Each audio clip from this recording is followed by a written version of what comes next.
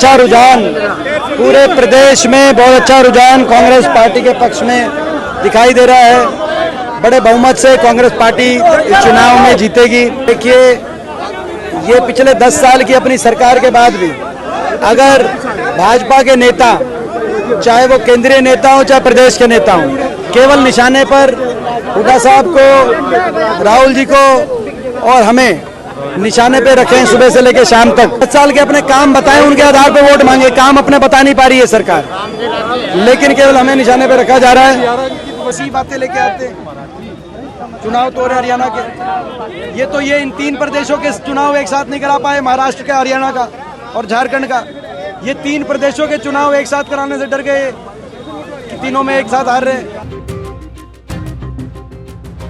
भिवानी पहुंचे कांग्रेस सांसद दीपेंद्र हुड्डा ने वन नेशन वन इलेक्शन और अमित शाह के हरियाणा दौरे को लेकर भाजपा को घेरा। उन्होंने कहा कि भाजपा अपने काम बताने की बजाय विपक्ष की तरह हमले सवाल करती है, जिसका मतलब है कि भाजपा ने खुद मान लिया है कि वो हरियाणा से जा रही है। हरियाणा में विधानसभा चुनाव की जंग हर रोज तेज हो रही है।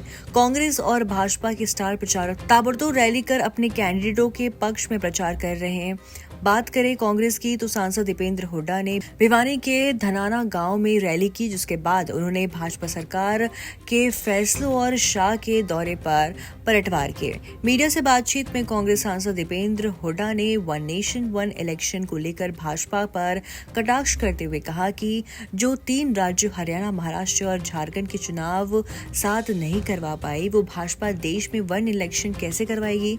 वहीं गृह मंत्री अमित शाह द्वारा राहुल गांधी और भूपेंद्र हुड्डा को झूठा कहने पर पलटवार करते हुए दीपेंद्र हुड्डा ने कहा कि भाजपा के केंद्र और प्रदेश के नेताओं के पास 10 साल के काम बताने को कुछ नहीं, ये सभी तो बस राहुल गांधी, भूपेंद्र हुड्डा और मुझे निशाने पर लेते रहे हैं। दीपेंद्र हुड्डा ने कहा कि अग्निवीर आज भी बड़ा मुद्दा। हरियाणा में कांग्रेस बनते ही पहला प्रस्ताव इसे खत्म करने का केंद्र सरकार को भेजेंगे। उन्होंने कहा कि हरियाणा सरकार को अनुमति लेकर CET का रिजल्ट जारी करना चाहिए था। उन्होंने कहा कि हम सरकार बनते ही रिजल्ट जारी करेंगे। अच्छा रुझान पूरे प्रदेश में, बहुत अच्छा रुझान कांग्रेस पार्टी के पक्ष में दिखाई दे रहा है। बड़े बहुमत से कांग्रेस पार्टी इस चुनाव में जीतेगी। बड़े बहुमत से कांग्रेस की सरकार बन रही है। पूरे प्रदेश के कोने कोने से यही खबर आ रही है कि हरियाणा वासियों ने ठाना है कांग्रेस की सरकार को लाना है और बीजेपी की सरकार को भगाना है। देखिए, ये पिछले 10 साल की अपनी सरकार के बाद भी अगर भाजपा के नेता, चाहे वो केंद्रीय नेता हो चाहे प्रदेश के नेता हो, केवल निशाने पर हुड्डा साहब को, राहुल जी को और हमें निशाने पे रखें सुबह से लेकर शाम तक, इसका ये तात्पर्य है कि उनके पास अपना बताने का कोई काम ही नहीं है। 10 साल के अपने काम बताएं, उनके आधार पे वोट मांगे। काम अपने बता नहीं पा रही है सरकार, लेकिन केवल हमें निशाने पे रखा जा रहा है। कांग्रेस पार्टी को निशाने पे, राहुल जी को, हुड्डा साहब को निशाने पे रखने का काम 10 साल के बाद भी।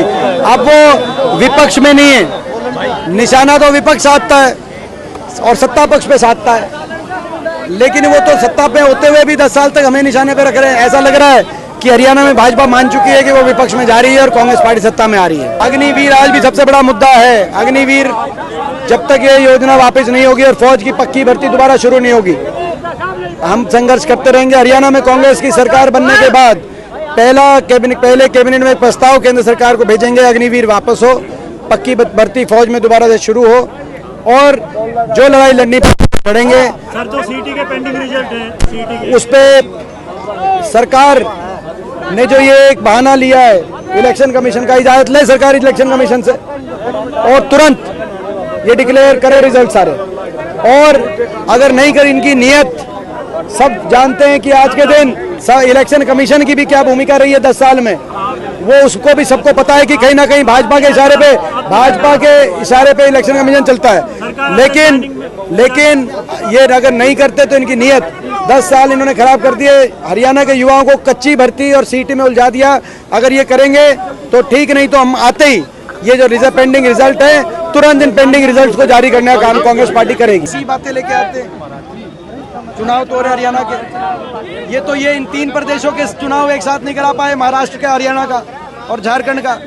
ये 3 प्रदेशों के चुनाव एक साथ कराने से डर गए कि तीनों में एक साथ हार रहे हैं। और अब ये वन नेशन वन पोल की बात लेके आते हैं। अब बताओ आप, क्या किया जाए। दीपेंद्र हुड्डा का कहना है कि आज हम विपक्ष में हैं, पर भाजपा खुद को विपक्ष में मान हमसे सवाल करती है, जबकि सवाल तो विपक्ष करता है। उन्होंने कहा कि इससे तय है कि भाजपा ने मान लिया है कि वो जा रहे हैं और कांग्रेस आ रही है।